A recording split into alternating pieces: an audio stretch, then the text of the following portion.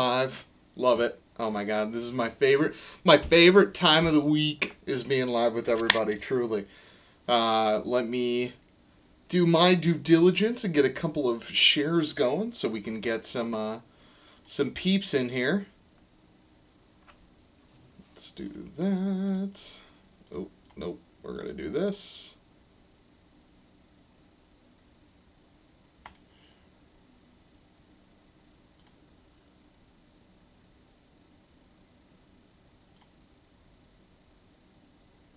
And I'm going to do that. Come and hang out. Boom. Awesome. All right. We'll wait and get some people in here, you know. Get everybody excited. We got a lot of car news today. A lot of car news today. So if you guys are hopping into the stream, don't forget to hit the like button, share it. Let's get this going. Let's get a bunch of people in here. But I'm really excited to give everyone the information we got today. We got a bit of a banger, and we'll tune into the McLaren launch for their new hypercar, which actually just came out, and it's on their website. I didn't have enough time to really get together enough of their information to put it on this podcast, but I'll share my browser at the end and we'll scroll through it. That is the McLaren Artura that also just came out. So how's everybody doing? That is in the chat. Hope everyone is doing well. It is like fucking frigid here in the East Coast. Literally, it's gotten to the point to where like the water that is on the screen, like on the screen of the window, froze. Like, just straight up froze. I don't know if that happened to anybody else, too. We definitely keep the heat on in here, but still, it's just like, it was crazy to see that water, you know, frozen. Gotta drink that gallon a day. Gotta stay hydrated, you know what I mean? Wait for a couple more people to chime in, and then we will get going for today. I've been sort of doing this different. If you guys listen to the podcast, you may have picked it up as well. But I've been doing this, like, stream where we're hanging out, we're talking about cars, we're talking about car news, and all of those things. But then re-recording this so it's all in one sort of digestible format. Because I think what happens a lot of times with the stream is that, like, you know, I'll be talking about the latest and greatest whatever, and we'll get stars, or we'll get a like, or something like that. And, like, it's very important to me to remain connected with the chat and everything like that. So, to then not have that, big shout, again, like Stephen Libby for the like. I appreciate that, dude. Thank you. Thank you for tuning in.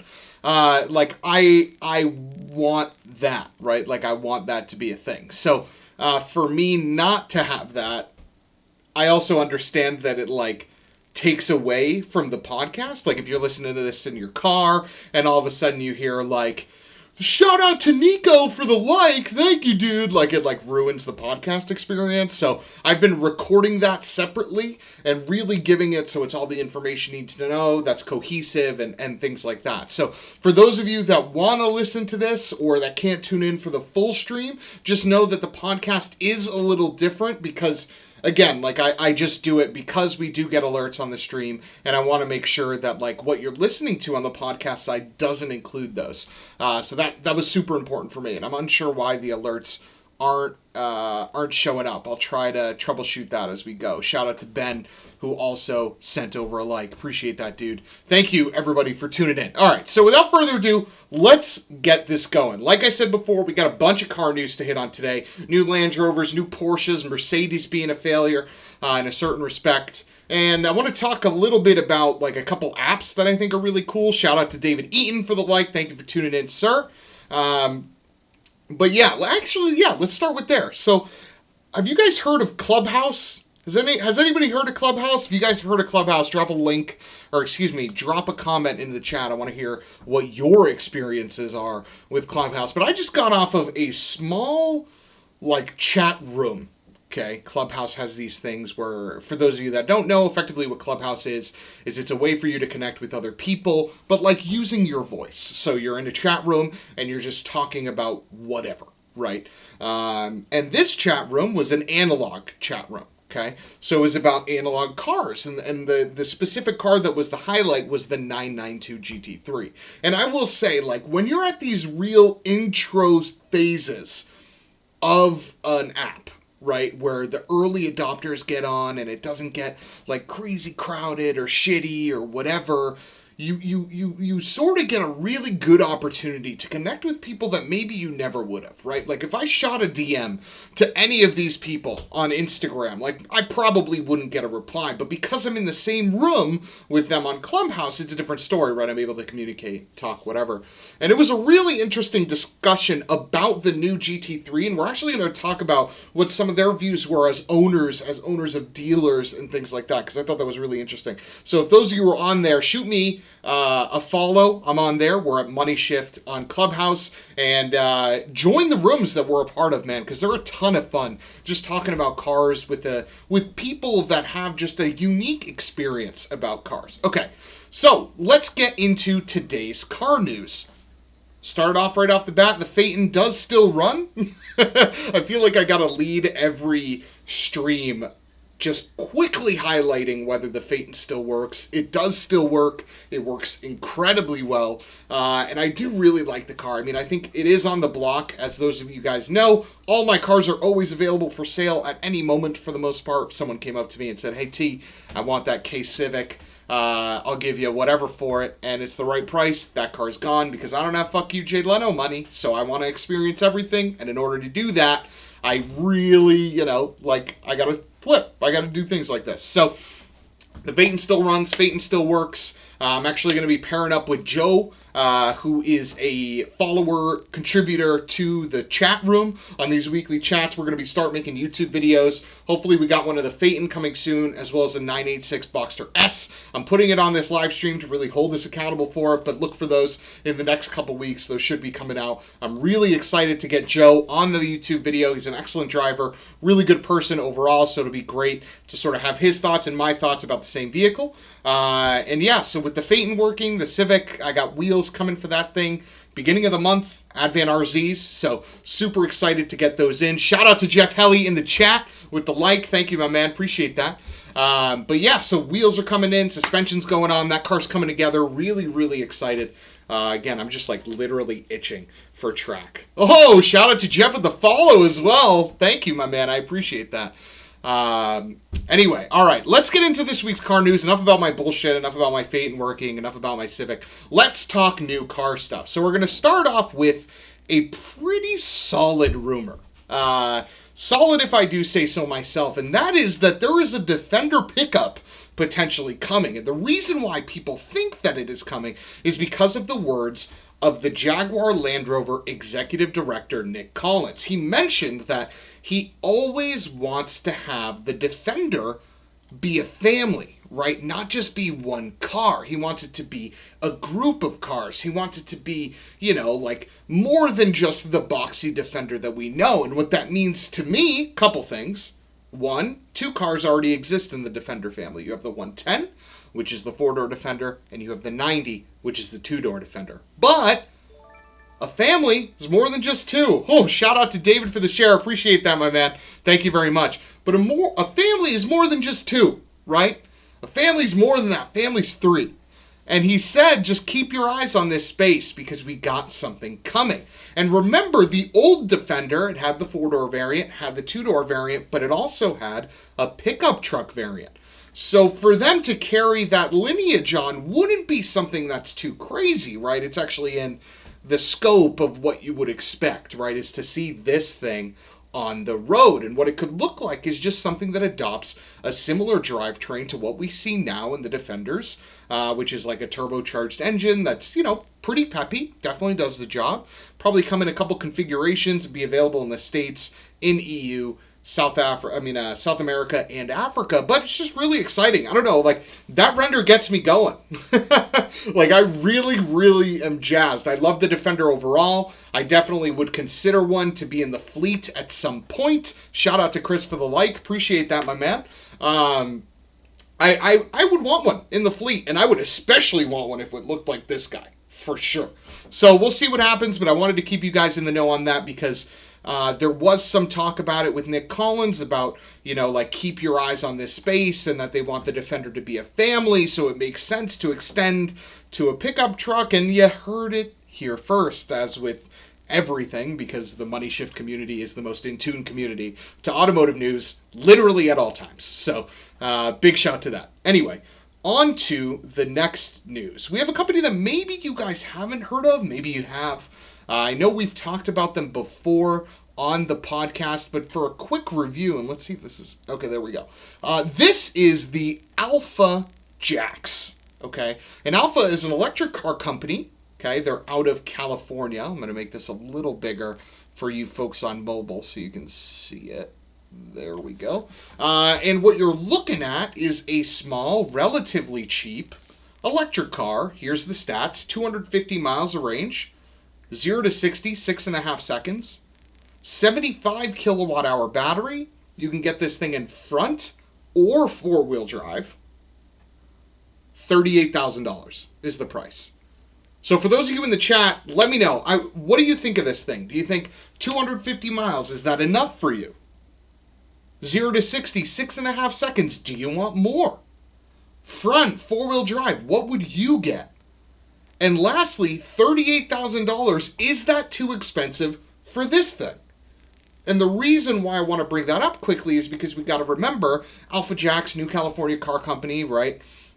They do still qualify for federal and state incentives. So you could get this thing for around 30 grand, all said and done. Maybe even cheaper if you live in a state like Colorado, where the state incentive to own an electric car is like one of the highest, right? You could probably get this thing sub 30. So does around 30 grand do the trick for you? Nico says, that looks so Euro, I would trade the Volvo for it as a daily. So yeah, I mean, 6.5 seconds isn't earth-shatteringly fast, but it is definitely enough to haul the mail, right? Like, this thing will definitely move, for sure. The look is really, really cool. Alpha does make a mention to the fact that a lot of the, like, light pods and rails and things like that are aftermarket accessories. They're just visualizing what the car could look like, but a lifted fender wheel is all OEM here, right? So really cool design, really interesting design. I think it looks very much so like an OG Alfa Romeo, which I love. The fact that someone is, like, really modernizing that concept. I do kind of hate the fact that it has a Tesla Model 3-ish like interior to it.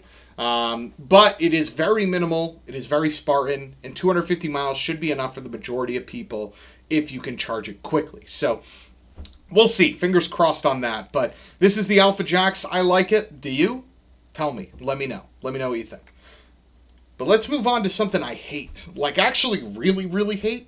I haven't gotten this spicy about Mercedes yet, because overall I really like everything Mercedes is doing, right? My biggest knock on Mercedes in the last, I'll say 5-10 years, is the fact that they took the GLA, which was effectively a lifted hatchback, like slightly lifted hatchback, and they made it a full-blown small SUV in its newest generation. That was the biggest thing that I didn't like, but I understood why they do it, right? But now they're doing something that, like, I don't know if I necessarily vibe with. So what is that? So what you guys are looking at right now on screen is a rendering of what the C-Class and C-Class Touring are going to look like, right? And the news here is two things. One, all of the models are going to be electrified to some degree. So there's going to be a plug-in hybrid or like a battery-assisted something in every Mercedes C-Class. That's from a C300 to a C63 AMG. All of them are going to have some electric assistance. Okay, not bad, whatever. I can get by with that. But the thing that I don't like, okay, is that all of the models will likely also have 4-piston engines. So take a second. I'll let that sink in, right? All of them are going to be electric to some degree, but all of them will have 4-piston motors, and that includes everything from the C300, which today has a 2-liter 4-cylinder engine, all the way up to the C63 AMG, which today has a 4-liter twin-turbo V8, okay? So gone if these rumors are true, which they look to be, right, gone are the days where you can get a V8 rear-wheel drive C-Class. Gone. Yeah, Nico, spot on here. Seems like they're taking the Volvo approach to make everything EV. Boo. I mean, will it still be quick? 100%, right? Your C-Class is likely going to be something that has around 250 horsepower, leverages that 2-liter turbo. Maybe it's a plug-in hybrid to a degree, whatever, to increase mileage. Nothing crazy, you know, it'll get the job done. It won't be too much of a different experience to what you have today, but it'll likely just leverage electric power to assist its overall efficiency, right? But then you have the other end of the spectrum with the C63, okay, where it'll leverage that 2-liter with a plug-in hybrid, and it'll probably have somewhere around 500 horsepower, which is a batshit crazy thing, right? Like, why am I complaining about something that has nearly 500 horsepower, right? Everyone's like, T, you're probably nuts, you know? But T says it. He nails it right in the chat. He says, it will likely still be fast, but a different feel entirely than a current C63. I'll never forget this, and I should have included it in this video, but my father, when he was considering what vehicle to buy, okay, test drove a, we'll call it 2020 C63 AMG Coupe. And I was sitting in the back, and at a light, it was raining, okay, he gets on this thing. And you hear this V8, wop, up, up, up, up, pow, wop, up, up, up, up, pow. And it's like squirming all over the place. And he loses it. Why? For two reasons. One, the power, which this 4-cylinder will still have. But two, the V8, the sound, the noises. David says it, the big, gnarly sounding V8, right? That's why he had the reaction he had to that car. So to lose that, potentially, in the next generation C, whatever they call it, AMG, is a huge drag. Huge. And the second big drag in the C-Class is that the interior is going to mimic the S-Class. And for those of you that haven't seen the S-Class, okay, picture a Model 3 screen. Large guy. Big square. Kind of like a mouse pad, right? Now picture it integrated into a dash. And at an angle like this, okay? Literally looks like this. That's what the S-Class looks like. Now the C-Class, same. So they're moving away from the buttons. They're moving away from the MBUX. They're moving away from all that, and they're giving you the big screen. Just like the S-Class. And I hate that shit. Because there's nothing worse in a fast car than to have a touchscreen. Nothing worse. Literally nothing. So hopefully Mercedes doesn't let me down. They've been like producing literal hits. C63, AMG GT, AMG GT 4-door, AMG GTR, AMG GT Black, all that shit. Awesome. GLB 35 AMG. That thing's cool as shit. Check it out. It's like a Kia Soul that's fast, and that's awesome. But to hear news like this, that they're potentially going to get rid of that V8 in favor of a 4-cylinder with electric power, kind of shit. Kind of shit. Chris says it as well. Nothing worse than a touchscreen in a fast car. That is the truth, right? Especially because it can be the best touchscreen in the world. Shout out to my man YM, now following. Thank you for that. Appreciate the follow, my dude. Like, if you're driving in a car, okay, you're cruising 50, 60, whatever. Maybe even fast. Maybe you're going slower. Fuck it. You're cruising around town, okay? If you're telling me I got to go from this to then touch a touchscreen, okay, over here, I'm going to have to look. Because it's not a physical button, right? So it doesn't matter how good the touchscreen is, you know? And especially if you got these cars that are making 5, 6, 7, 800 horsepower, whatever, right? Who knows? And Nico, great question. Wonder what the difference is in weight and powertrain. I mean, Chris knows in the chat, but like, electric isn't light by any means. I mean, we'll talk about the McLaren later, but the fact that they were able to make a hybrid supercar that weighs 3,300 pounds is incredible. So they're definitely going to increase in weight, but power is a drug that sells. So they'll likely just have 50 50 horsepower more than the existing C63, and everyone will freak out. You'll have some that say, you know, like me, that are like, you know, I want the V8, I want all that shit. But you'll have other people that just see the 0 to 60, they see the horsepower number, and it doesn't matter. Right? Jeff says, battery weighs a ton, but the benefit is that you have a crazy low center of gravity if done right. Totally true. But I will say, I'll take a V8 over a better lower center of gravity, right? And I think you'd agree with that. So, I don't know. I mean, they can nail this, but they could just as easily fuck it up. And I hope to God they nail it. I really, really do, because damn it, the new C63 is really good. Like, really good. So, we'll see what happens. I wanted to keep you guys posted on that, because it is quite the big rumor, right? That they're not only going full electrification to some degree, which makes sense, but that they're also going full 4-cylinder, which is a big drag. Big drag. Chris, I'm team battery as well, my friend. I'm all for the plug-in stuff, right? All for it. But just let me have my V8. Or go full electric. Don't give me the 4-cylinder. Don't do it. I don't want it, right? I'm not buying an Evo. I'm buying a C-Class AMG. You know what I mean? Steve goes, I think if you didn't know there was a previous car, this sounds like the best car ever. It just has big shoes to fill. Exactly. Exactly. What about the talks of not having enough power for all these electric cars? The only electric car that I know that doesn't have a lot of power is that Alpha Jax we just talked about with a 0 to 60 of 6.5 seconds. Even a Bolt will spin tire, and we'll get to that sucker later on. So I don't know. Electric cars definitely don't suffer for power, at least. Maybe they're not making the 700 horsepower that Big Al has in his Hellcat. You know what I mean? But they definitely not short of power. Oh, electricity. So, Paulo, if you want to check this out, we talked about the grid in last week's episode.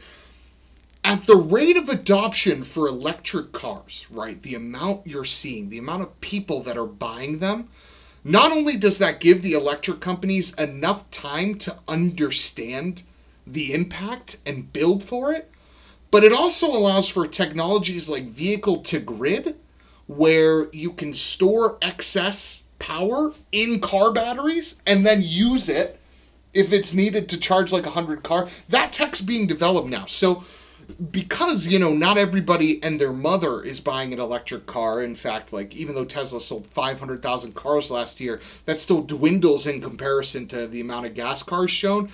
The electric companies have said that they have enough time to figure this out. Like, this isn't something that's stressful. David says Paulo means the grid. Yes, I got you. I'm totally with you on that. But at the rate of adoption for electric cars, the electric companies do have time to understand how to solve the grid issues. He says, I'm still leaning towards hydrogen being the future. I hear you, man. I'm with you too, especially on semis. But a lot of infrastructure has to go into place in terms of gas stations in order for hydrogen to pick up. But a lot of big companies are in it. Chris says, there's a $40 billion grant money just sitting around from the last administration for electric tech. There will be more soon, so these companies will have a lot of time and money to figure it out. Exactly. I'm with you, bro. But let's quickly move on to some news that I'm sure will fire up literally everybody in this chat. Fire them up to the point to where they will hit that like button and follow button if they haven't already. Which, if you have, I love you. And if you haven't, I'll forgive you if you just press it now. Okay? All right. So, and that is, let's talk about Stellantis. And more specifically, let's talk about SRT. All right? Because there's been a lot of hullabaloo going around, like SRT is canceled, SRT is done for. Where the fuck is SRT going? And I'm going to break it down for you guys right now. Big shout to Kurt for sharing the stream. Thank you, buddy. Appreciate that. So, let me give you a quote first. Okay, this quote is from one of the spokeswomen from Stellantis themselves, and then we'll talk about what the SRT engineer thing means. Okay, quote, all the core elements of the SRT performance engineering team have been integrated into our company's global engineering organization. This action will have the two-way benefit of ensuring that our brands, SRT and performance-focused product offerings, continue to meet the highest quality standards and expectations while delivering key learnings from motorsport and other high-performance applications across a wider mix of companies' product lines. Did you hear it? Did you get it? I'll break it down for you right now. Don't worry. Don't worry.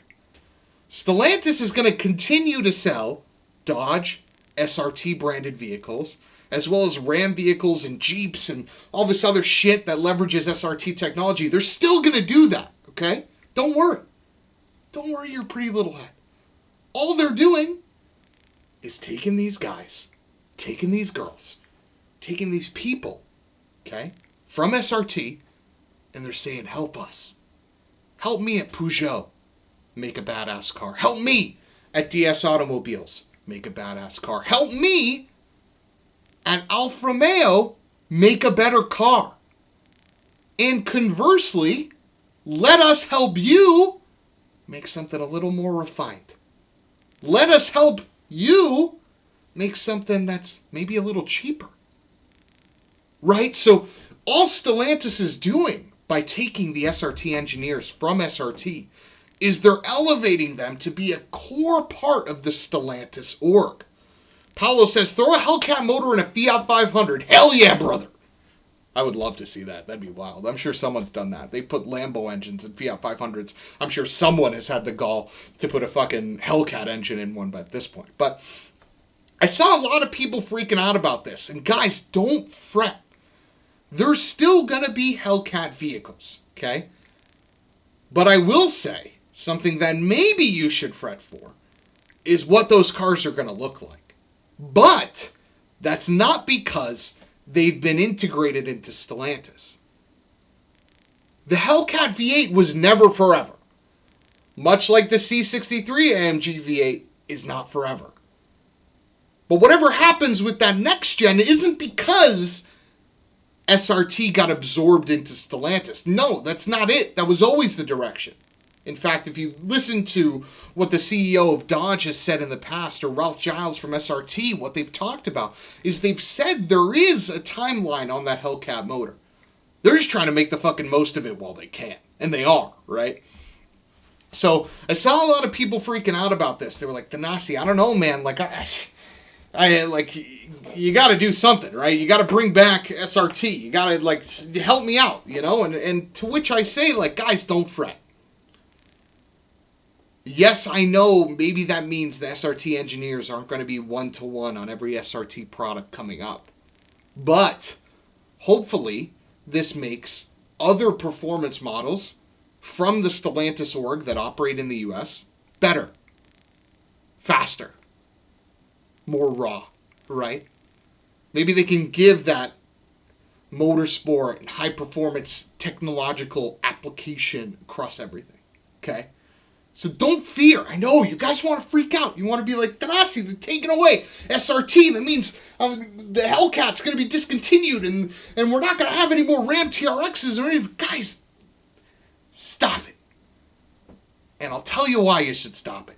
It's because they still make money. If there's something Stellantis has to take away, it's not going to be something that continues to sell. And if there's one thing these cars continue to do, it's sell. We talked about it on the past. The SRT Durango sold out like this. We talked about it in the past. The Ram TRX, okay, this guy right here. Some dealers are selling this thing, get this, for $50,000 over sticker. 50, guys. You could buy a used Hellcat with the amount of money that they're charging over sticker. But they're getting it. So don't worry. These cars are going to continue to exist, right? Much like the 911 GT3 still comes in a manual because they sell. Okay? So don't worry. I know it's going to be interesting, and we'll see what comes out of this. Maybe, maybe we get some spicier Chryslers or spicier Peugeots or interesting Alphas or, I don't know, like Paulo said, hell, maybe they shove some Hellcat motor into the Fiat 500, but maybe that motor is actually a crazy turbocharged four-cylinder that they then take out and put into a Dodge product that can actually sell. You know what I mean? So I'm actually more hopeful about this statement than a lot of other people are. I think it's going to be good for the overall organization, and sure, maybe it means that they're not one-to-one always on SRT products, but they're still going to get SRT products out there because they sell, guys. Because they sell. In car business, they're in it for making money, okay? And if a good car makes money, they'll keep making it.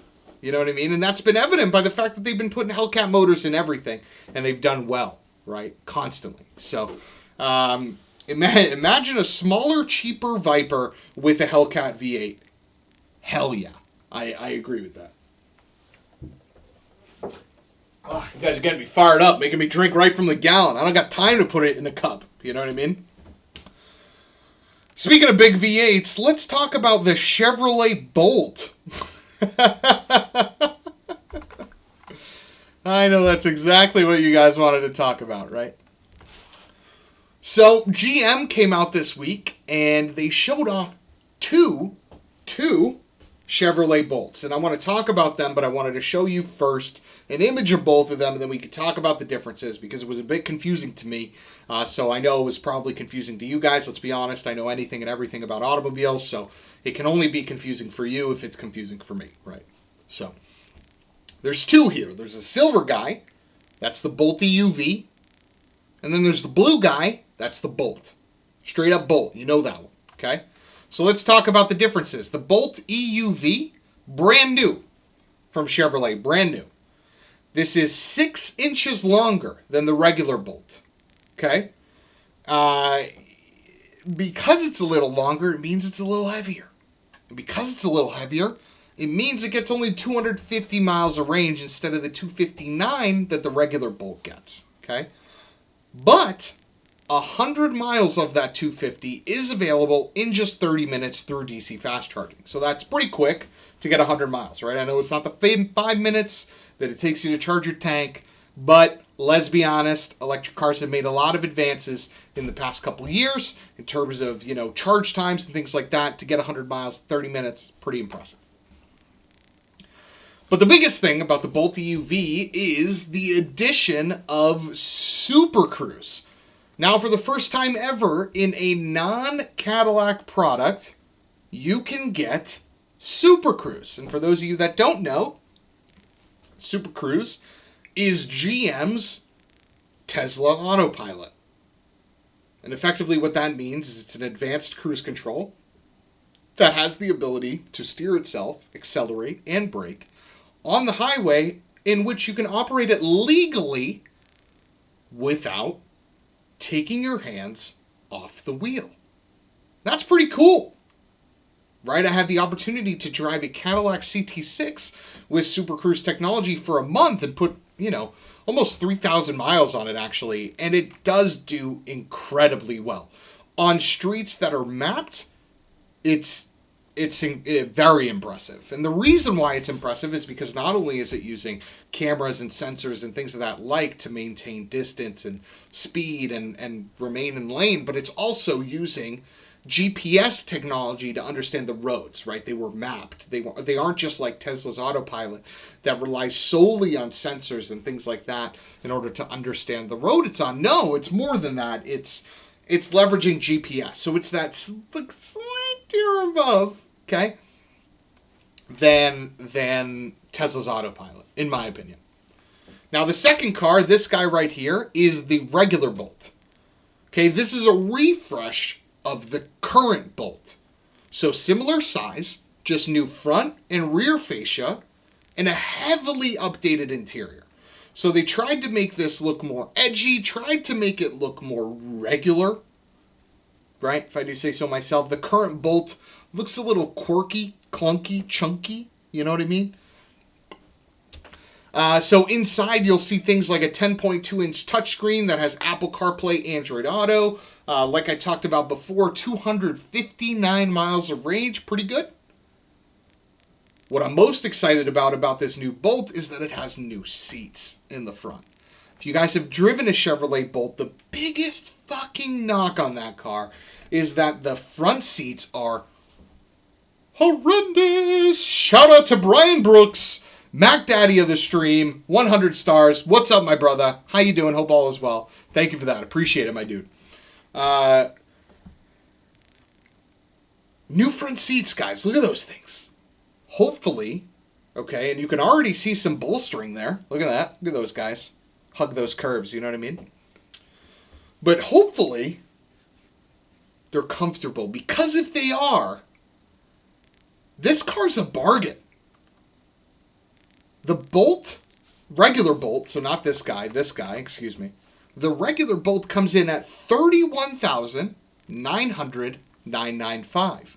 Now the Bolt EUV, this guy, comes in at $33,995. And for those of you keeping score at home, both of these cars are cheaper than the MSRP of the current Bolt. And that is the beauty of electric tech. Okay? It's that 2-3 years ago, hell, even this year, the reason why a lot of these are expensive is because the technology is new. And just like how a 20-inch TV 10 years ago was $1,200 and now it's $150, the same thing happens with electric cars, right? Because as that technology improves, not only does it get better, right? You can get 100 miles of charge in 30 minutes. Not only does the range increase, right? Now you get 259 instead of 220 or 200, right? But it also gets cheaper to make. And if it gets cheaper to make, that means you get a situation like this guy, where you have a Bolt that's 6 inches longer, has Super Cruise optional, and you can get it for less than a Bolt on dealer lots today. Now, you shouldn't, because a Bolt on dealer lots today is susceptible to a lot of discounts, and we love discounts here at Money Shift, okay? But that's pretty impressive. So thanks to technological innovations, we're living in a period where the longer you wait, the better and the cheaper the cars get. Now, there's going to be a point where they start to get more expensive again, but we still got a couple of years before we get to that point. And while there's cars coming out, you know, from Volkswagen and from other companies that are, you know, relatively similar price, the fact that this EUV has Super Cruise would lead me to choose that over something like a Volkswagen ID3. Right? Brian, need to build a fan base. I know, dude. Let's get it going, you know. I'll start making Money Shift t-shirts. We'll make Money Shift stickers. We'll get it out there, get the brand, get it going, you know. But yeah, I don't know. Like, I'm really excited for this. I'm excited. I think they look a lot better. I think the interior to both of these models is a lot better than previous. I think the range is right there. I mean, a lot of people just need to get over that 200-mile hump in order to really get what they're looking for. Oh, you were talking about the car. Okay, Brian. Well, my fan base can wait, I guess, in favor of the Bolt. But yeah, no, I definitely agree that more people need to know about this car. It is really good. And there were actually some incentives through Massachusetts where a couple years back you could get a brand new Bolt for 16 grand. That's how discounted they were.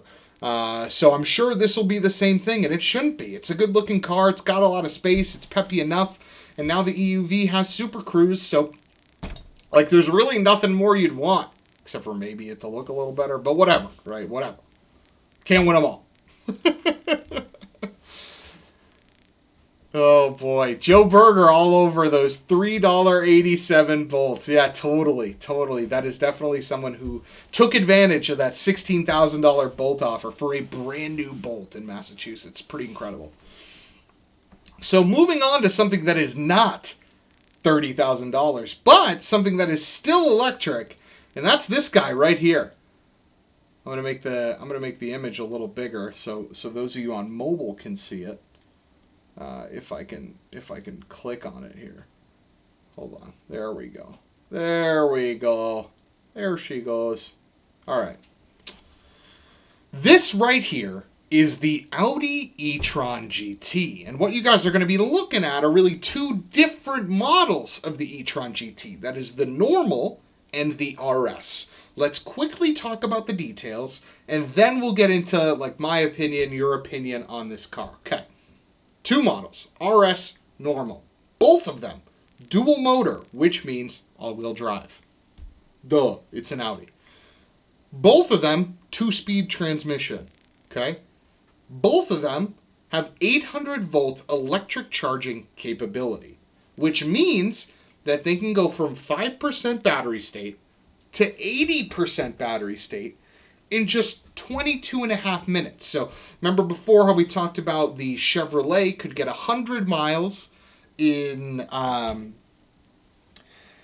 30 minutes. This goes from 5 to 80% in 22 minutes. So roughly the same amount of charge, well, a little more, but 800 volts is a lot. You got to plug in 2 of these suckers, one on the left, one on the right. It's pretty wild to see 800 volts of electric power going through to these.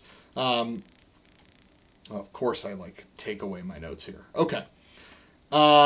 238 miles of range for the regular e-tron, all right, and 232 miles of range for the RS. So it actually has less range for the RS than the regular e-tron. And the big reason for that, obviously, is because the RS is the performance model. So with that comes a reduction of range because they're increasing some more performance out of it. And we'll talk about what that performance is right now. So the 0 to 60 of the regular e-tron, 3.9 seconds. The 0 to 60 of the RS, 3.1 seconds. Okay, so not too bad. Not too bad. David says someone upped their production value. Nice. Just wait. Next week it's going to be even better. But thank you for that. Appreciate it. The regular e-tron, 469 horsepower, 464 pound-feet of torque. The RS, 590 horsepower, 612 pound-feet of torque. And the reason for the power difference here, bigger rear motor. Okay? That's why I can do 3.1 to 60 instead of 3.9. That's also why it only gets 232 miles of range instead of 238, while both of them leverage the same battery pack, right? Audi made a big emphasis during the debut of this car to talk about the driving experience. Audi describes the e-tron as a dynamic drive. The suspension is a double wishbone setup, and thanks to an electromechanical system, they hope that it feels very similar to its gas machines in how it's driving. The RS also has adaptive suspension, 3-chamber air suspension. How much does it cost? What's the price? $99,000 for a GT and $139,000 for an RS. Now, for those of you that are astute Money Shift followers, you guys have been following this page for a while, you know the deal. What that means is that this is only around 10 grand less than a Taycan 4S. And if you've been paying attention, for those of you at home that have been paying attention, you'll know that the Taycan also has a 2-speed transmission. You'll know that the Taycan also is dual motor. You'll know that the Taycan also has a claimed range of around 238 miles. So, 2 plus 2 equals 4, motherfuckers. This thing is basically a Taycan. And if you squint, okay, you look at it real close, you say, wait a minute. Maybe not this shot because it's the interior, let's be real. And the interior is a lot different from a Taycan. But if you look at the outside, you're like, oh, look at this. You're like, wait a minute. If I cover up the back portion there, and I cover up the front, oh, that's a Taycan. If I look at this front here, oh, that's a Taycan. And that's because it's remarkably similar because it's on the same platform. Okay?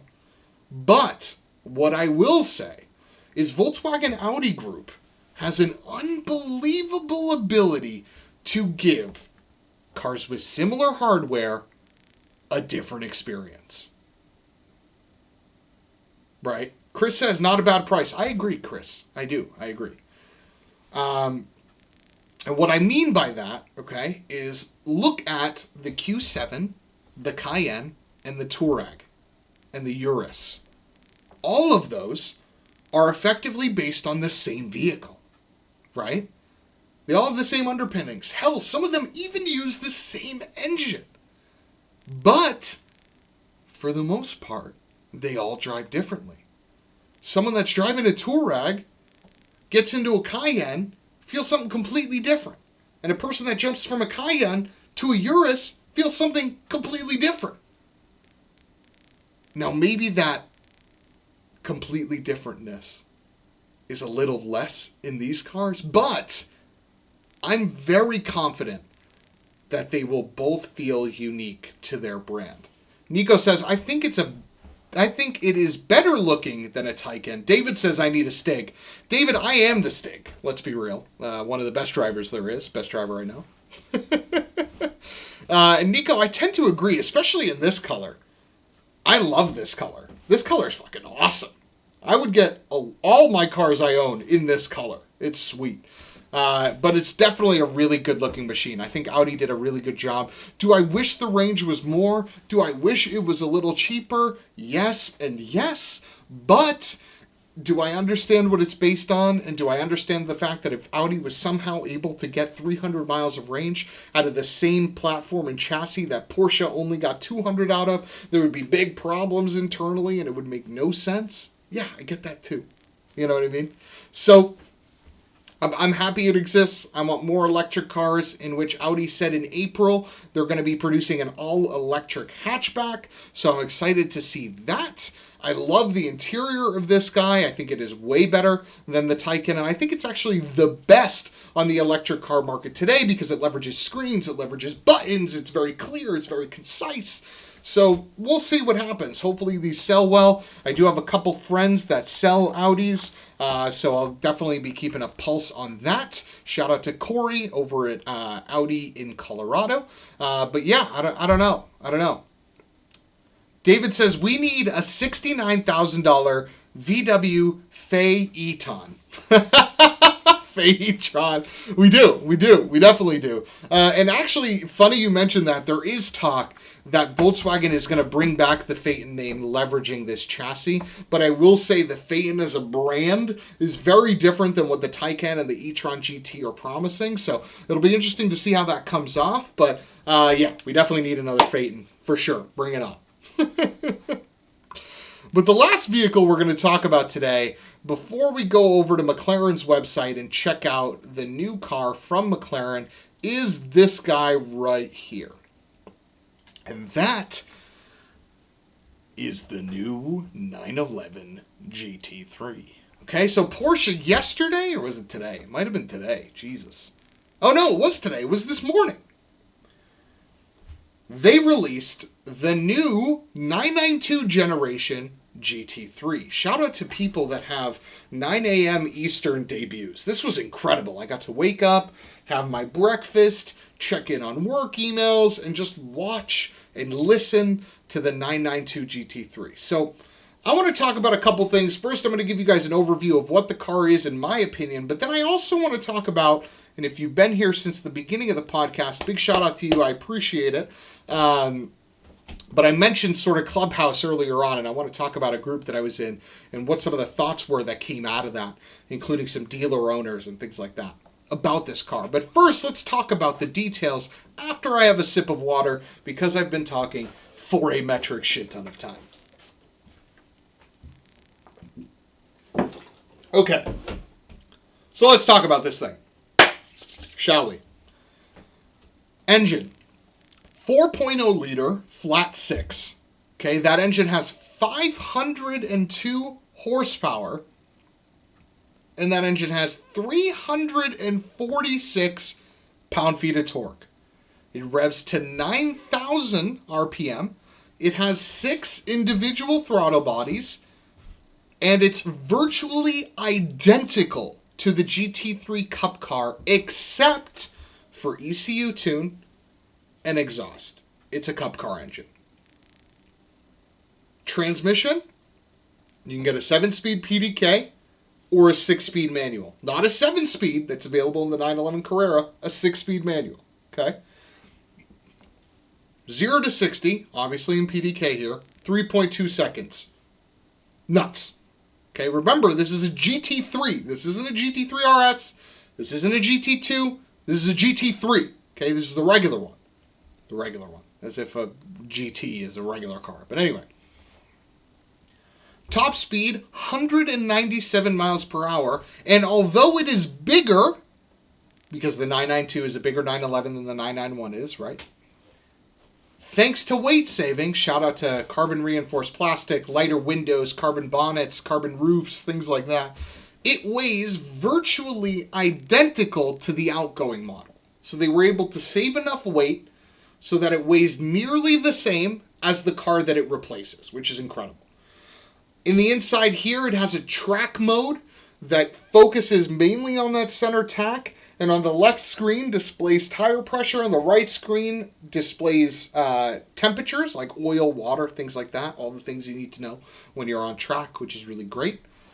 It also has a double wishbone front suspension instead of the McPherson strut that comes on the regular 992 Carrera. So they're making a lot of changes here.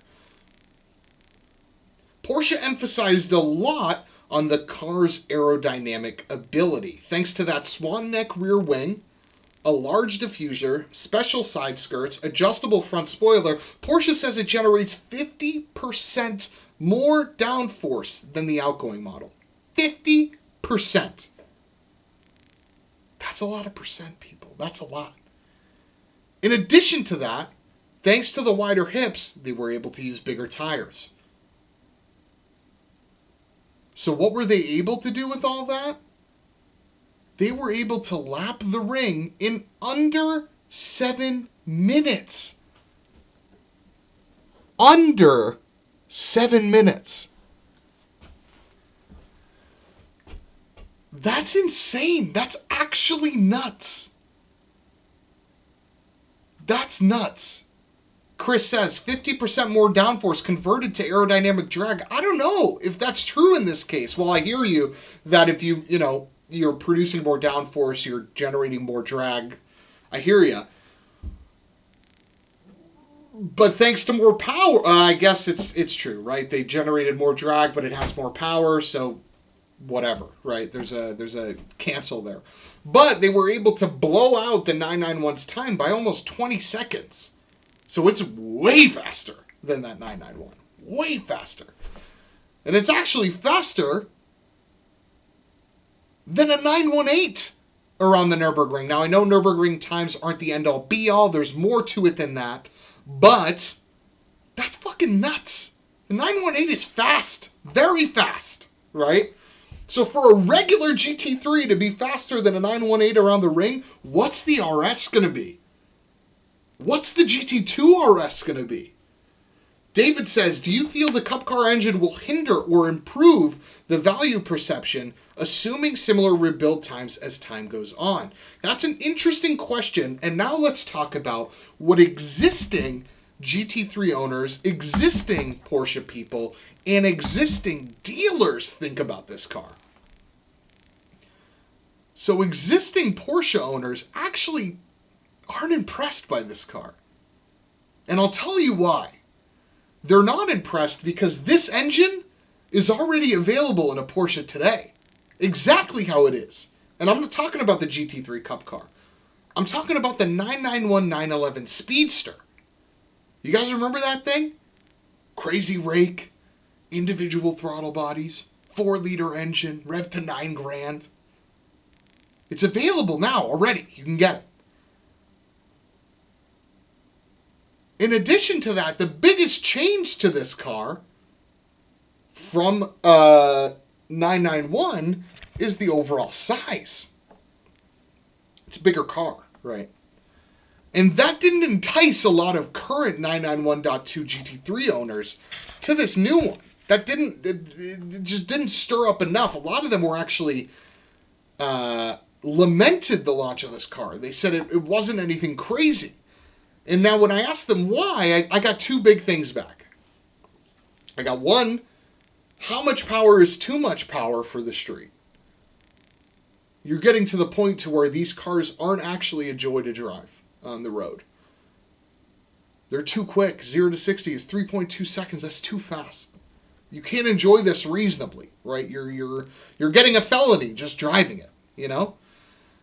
And then two, the cars just don't feel as special as they used to.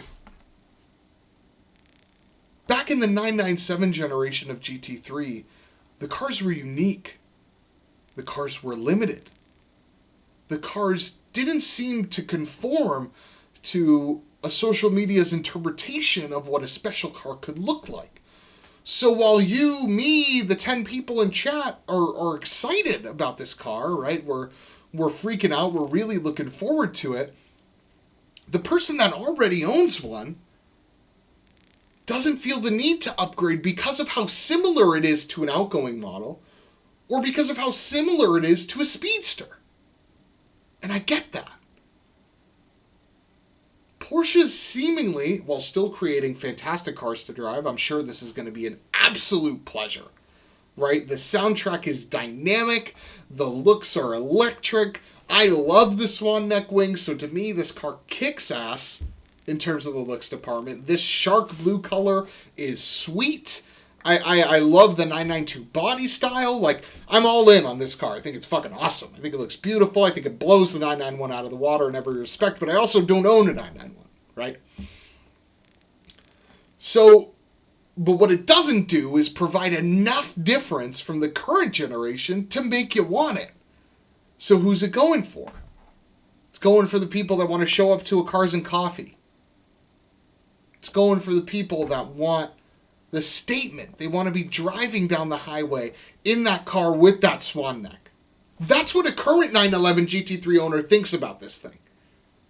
Is that Porsche produced a vehicle for Instagram clout. That's what they think. And they might not be far off. That's the crazy thing.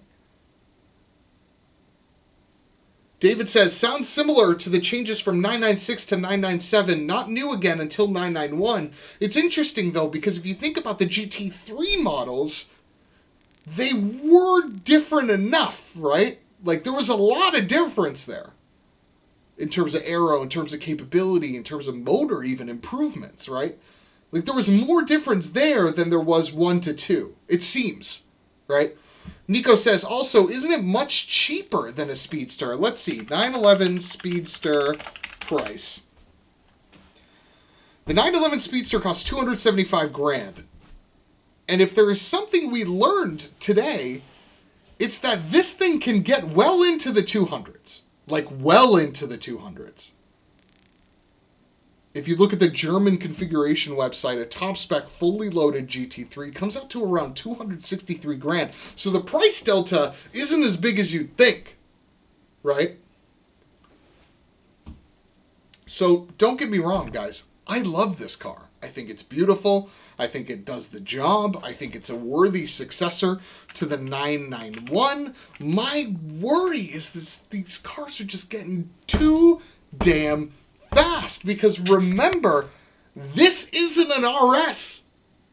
This is a regular GT3. Now, I know the GT3 is supposed to be a more special experience than a regular 911, and this certainly is a departure from a classic, 911 Carrera or C4S or whatever. But is it too fast? Is it too quick?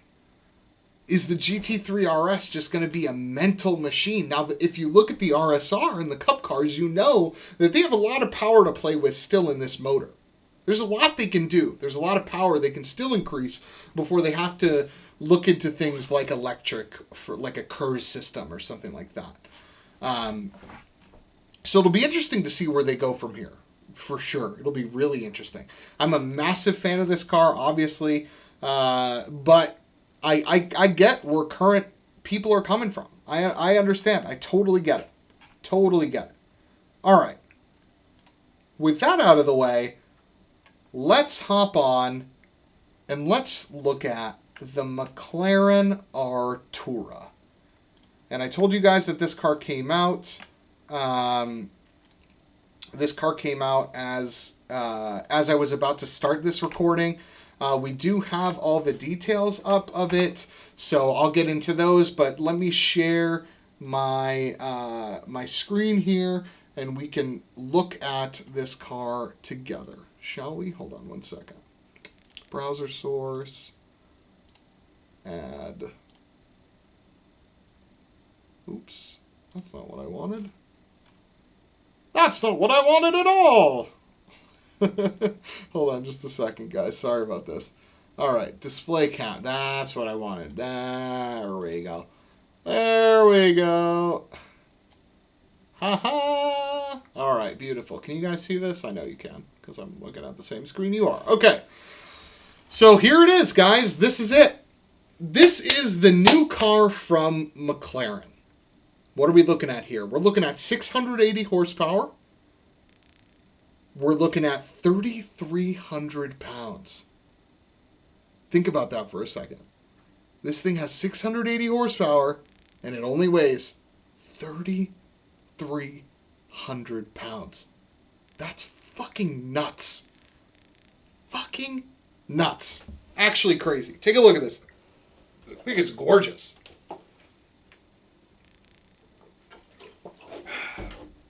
All right, let's take a look at this website, shall we?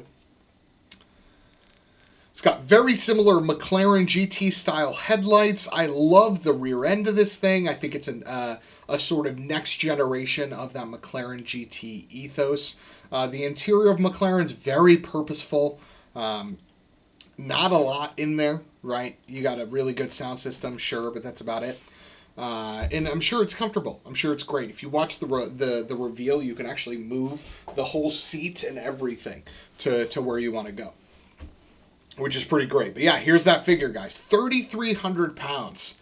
In fact, dry, it's 3,000. That's nuts. That's actually nuts. Carbon fiber lightweight architecture, duh. McLaren has an advantage that Porsche and other companies don't. It's that they make their own chassis. So because they do, and they're not relying on someone like Volkswagen, Audi, or someone like that to sort of platform share, they can use things like carbon fiber to make their chassis, right? They have the ability to be a little bit more dynamic with what they're using, okay? Now, this has a twin-turbo V6 engine that is all new. That engine alone makes around 590 horsepower.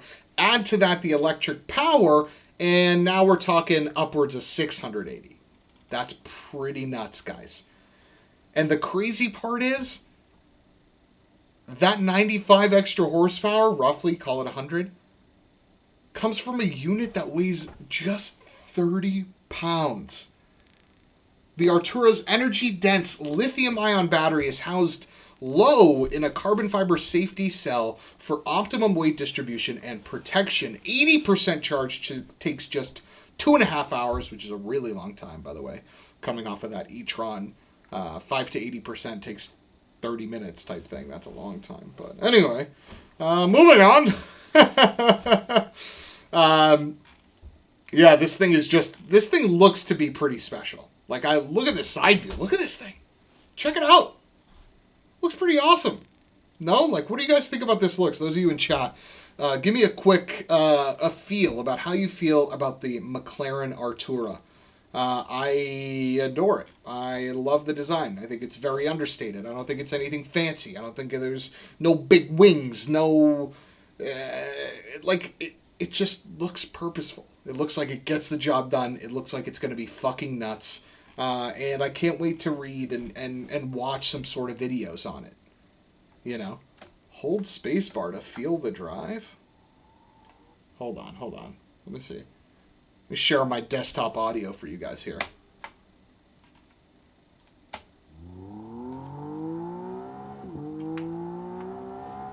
Let me put on my headphones. Hold on a minute.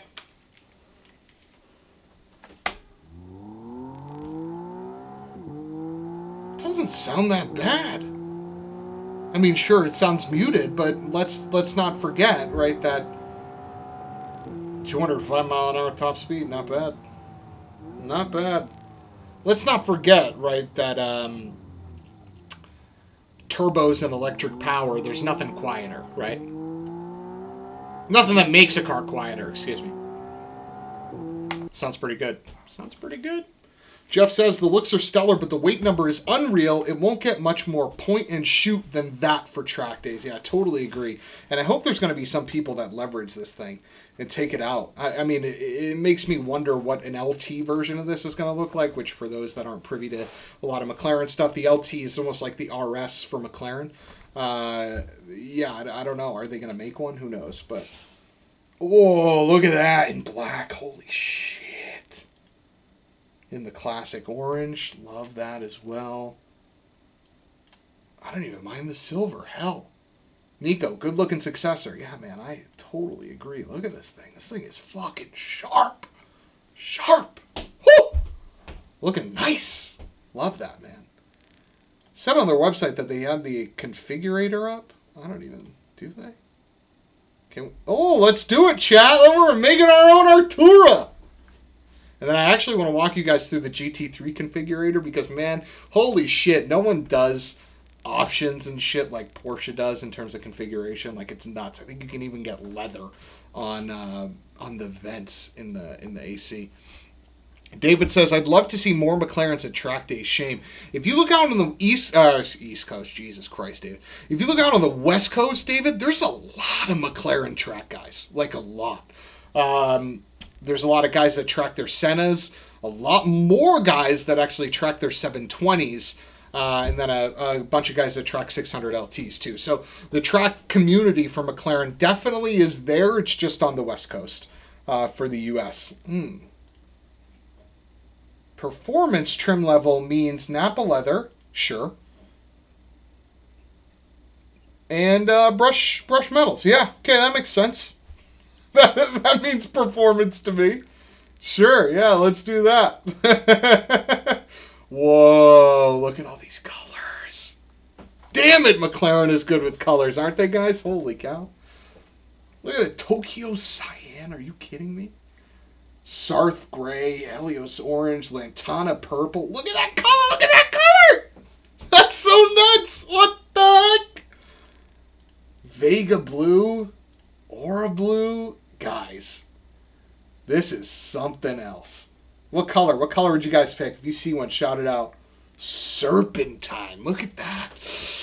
That is nice. A lot of metallic in there. I know this is just a CNG image, but God, I bet you it looks just as nutty.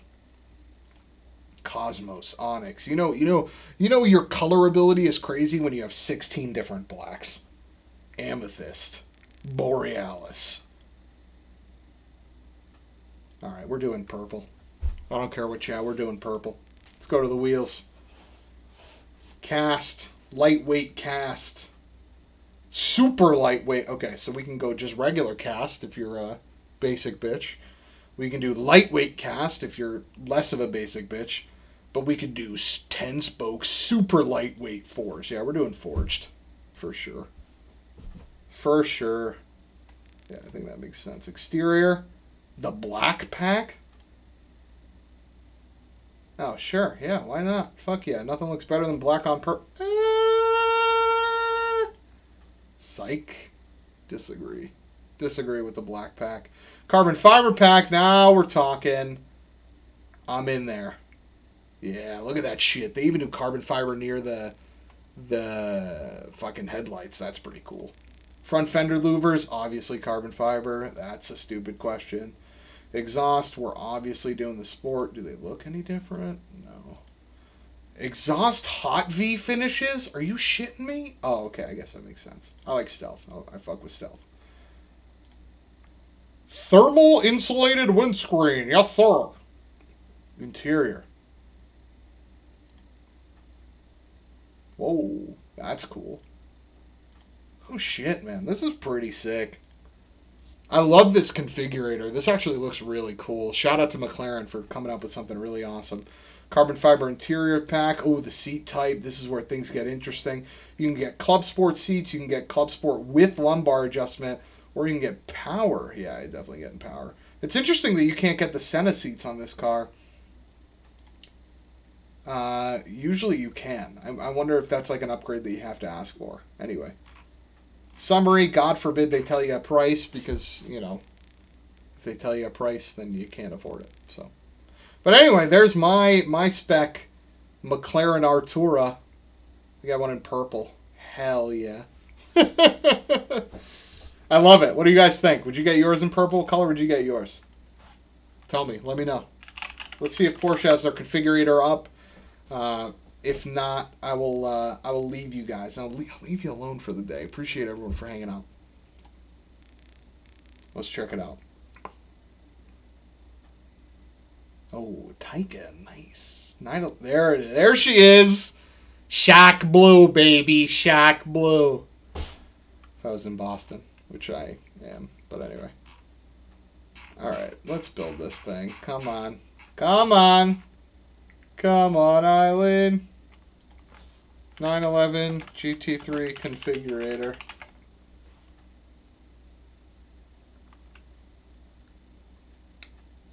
There it is. Oops. Nope. I did this earlier today. I had to do it both in German and in English, which was frustrating.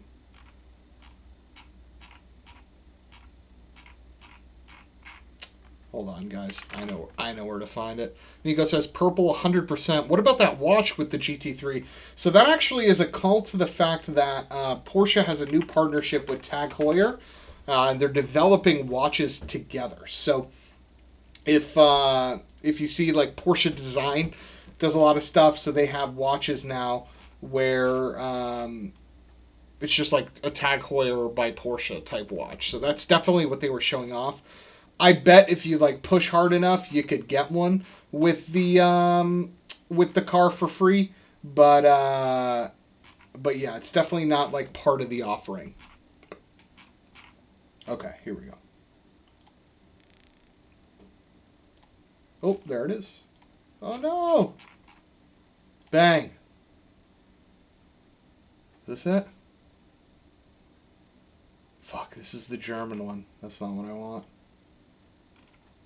There we go. Hell yeah, we're in there, boys. This is what Porsche probably gives to the buyers that are definitely buying a GT3. I'll tell you guys how to spec one of these really easy. A couple simple steps you have to take. You don't even have to go the custom color route. It'd be nice, sure. But you start with gentian blue. Look at that. Beautiful. Change the background here so you guys can see it better. Look at that. It's literally the best color. It's not even close. Shark blue, sure, kind of cool. Gentian blue, super cool.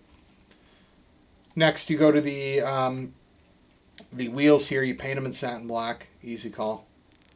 Okay. Next, you go to the interior. Keep it. Don't worry. Spend your money elsewhere. We're going to add the adaptive sports seats. Okay. We're going to go to the equipment packages. We're going to add Club Sport. Okay. Club Sport adds a roll cage, among other things. Lights and vision. We're going to get the smoked Porsche lights here because we're really keying in on this like fucking dark aggressive look.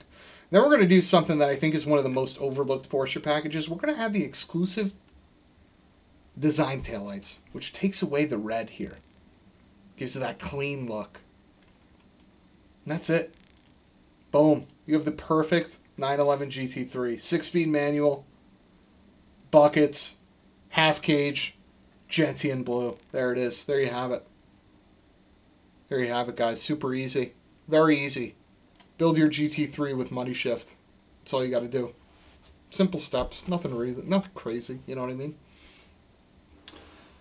But thank you guys for joining me today. I appreciate it. That was a lot of fun. Nico, wow, that looks unreal. Yeah, man, it truly is easy. It literally is just gentian blue, the taillights, and a couple black features. I'm sure this same GT3 costs like $1 bajillion. But if you look at the options you can get here. Let me max this again so some of you guys can see this. Steering column casing leather, floor mats with leather edging, air vent leather, sun visor leather, vehicle key leather.